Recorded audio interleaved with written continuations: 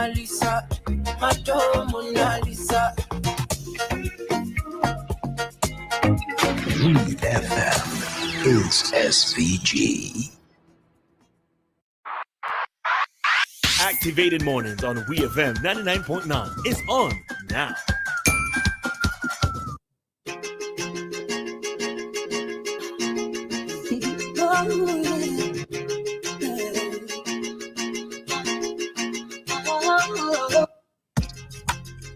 Welcome back, St. Vincent and the Grenadines. The time is 8:31 here in St. Vincent and the Eastern Caribbean. Just like to remind everyone that the Searchlight Midweek edition is online. And here are the headlines. Unicom taking tax judgment to Privy Council.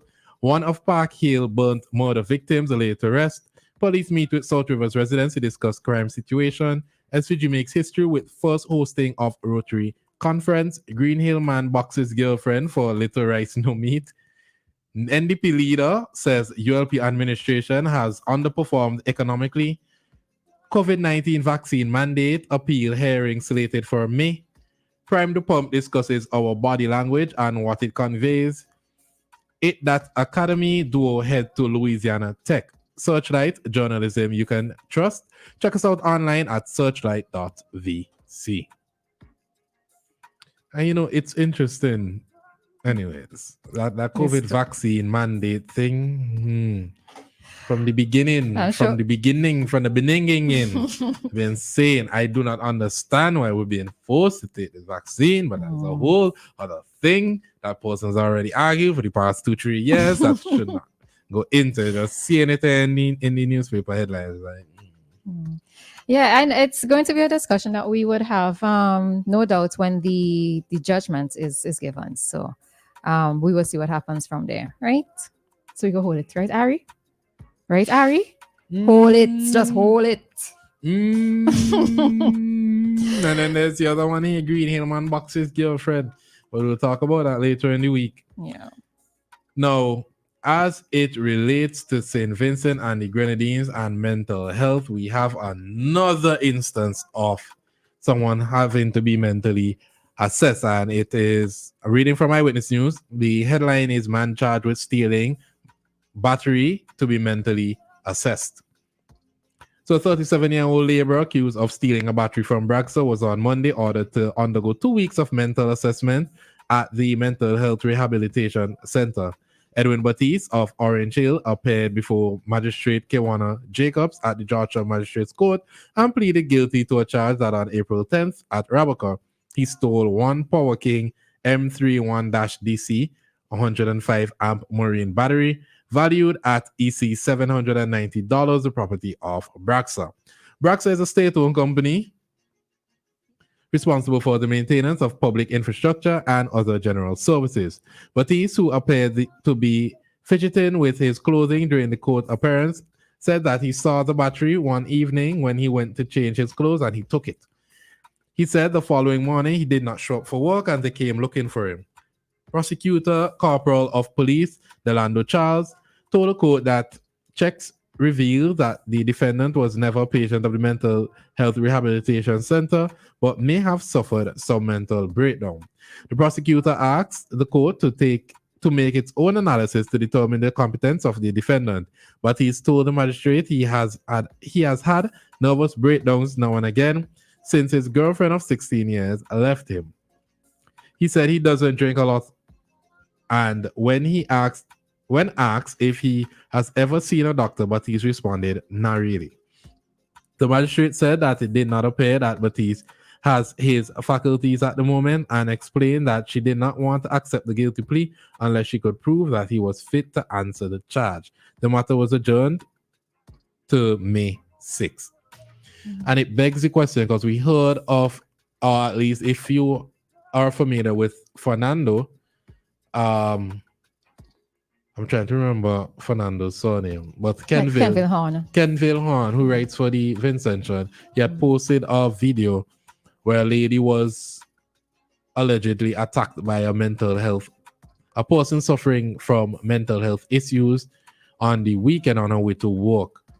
And we have at least seen an uptick in news reports of persons having mental health issues, having to be sent to be assessed. And then there's a question that Crystal and I go back and forth with. Who is responsible? If it is that they are suffering from mental health issues, who would then be responsible for this battery stolen from Braxton? And if it is that the government will absorb the cost, what if it was not Braxton? Who would have replaced a battery for someone else belonging to their truck, belonging to their commercial vehicle? Who was going to replace this? Who was going to face the consequences when these people damage property or steal property? I think so I would go back to the very beginning parts of the story in terms of what caused him to say that he has to be observed as having a mental breakdown, right? It was on account of, from his standpoint, a relationship ending. And there are many times that we think that persons who suffer with mental health issues, especially when we see them on the streets of Kingston, that we automatically assume that it is drug related, right? And in this case, he said that he doesn't drink a lot. So it's not a case where, let's say, his situation has been made worse, his mental health has been made worse on account of maybe having addiction to alcohol, etc. Right? So in his case, his mental health has been affected due to a relationship-related issue, right? So that's one of the things that we always need to note when we see that persons are having a mental breakdown, or persons are exhibiting signs of being mentally unstable. Don't make the assumption it's always drug-related, right?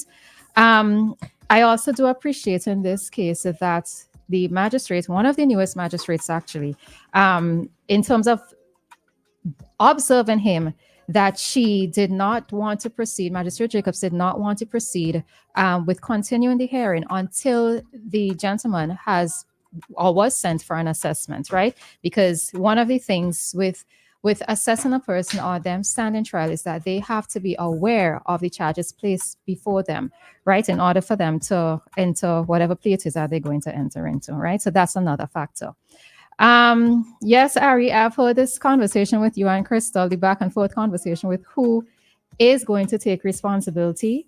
To some extent, I think in a sense, it's kind of unfair if somebody who has, let's say, committed a robbery, or somebody who has damaged property, in this particular, in these instances, for it to be placed on a family member or family members, right? Because this is also making the assumption that the family members may have the means to replace or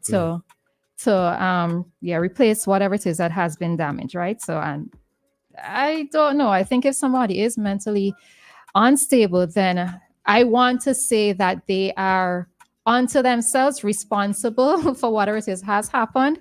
Maybe it's a case where, let's say, they seek help.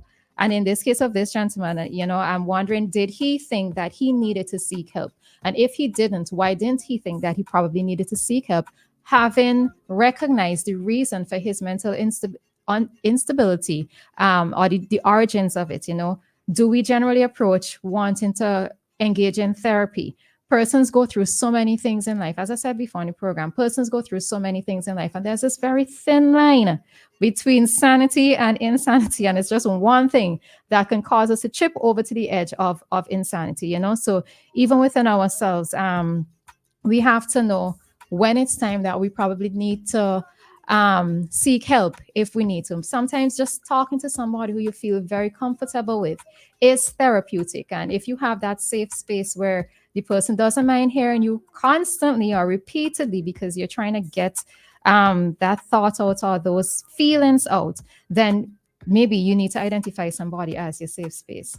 Another problem that I am noticing is that on the streets of Kingston, I feel like every time I go into town, I see a new character on the streets. And as a female, as a person walking through town, I cannot necessarily say that if I am attacked, that the public can come to my assistance, because depending on what weapon the person has, the public may be afraid to approach to help me. So I may very well be on my own. I see you sitting up. What happened? I don't think it's That was a correct term that you used, saying What? that they call in persons who are not mentally stable characters.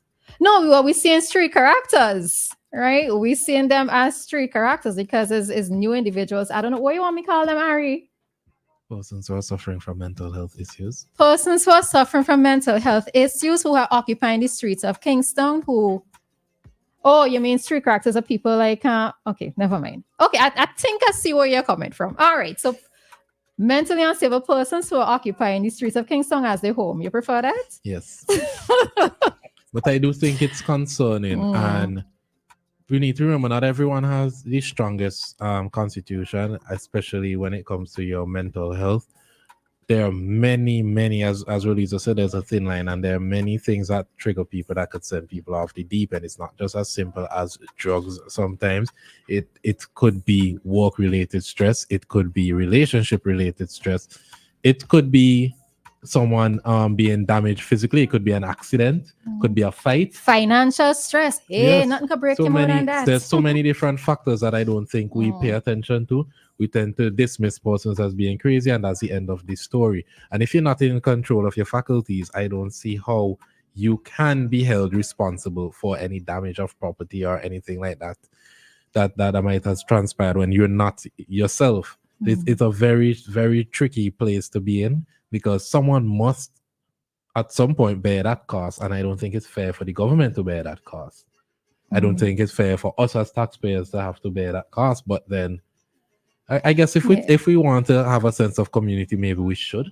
But it's a very tricky conversation. But I think we do need to look into the cause. Maybe it is the diet, maybe it's certain things we eat. And you ever notice that more and more persons are getting cancer and this type of thing at a lower age? And then when you look into documentaries or do research on some of the processed food that we're consuming daily, a lot of them have adverse side effects that even the persons who are producing it, they're aware, but because of some legal loophole, they're allowed to keep on putting out these toxins that we're consuming it. One of the things that I always look at whenever it is I buy like a canned item is to see the date of expiry. So if now it's 2024 and you ain't tell me this thing can expire till 4 years, I'm looking at what preservations have been placed in it and what exactly is it doing to my body. I mean, it's not a case where we can always get away from consuming foods and other things that have preservatives in them. But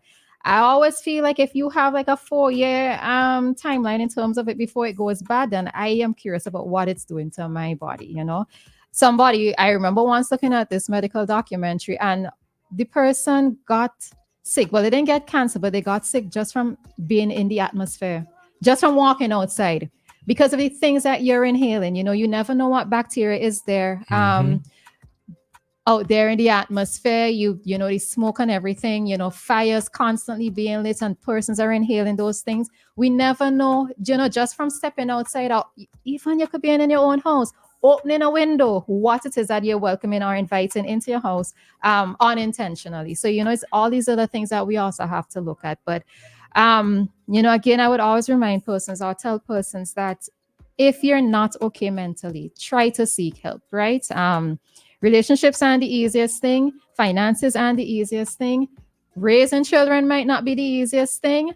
But if you feel as if you need to have somebody who you can reach out to, and don't think therapy means that you're crazy. It doesn't mean that. I think maybe in a sense we grew up thinking that by reaching out to a psychiatrist or a therapist that we are, in a sense, we are bringing ourselves down in terms of to the level of being listed as being crazy, but it has absolutely nothing to do with that. It's just about you being able to talk to your problems and having a professional being able to guide and to assist you. So, and the other thing that I would probably add to that is not to self-medicate in a sense where you're using drugs, and drugs in this sense, not just let's say marijuana, cocaine, etc., but also alcohol, because alcohol is also a drug.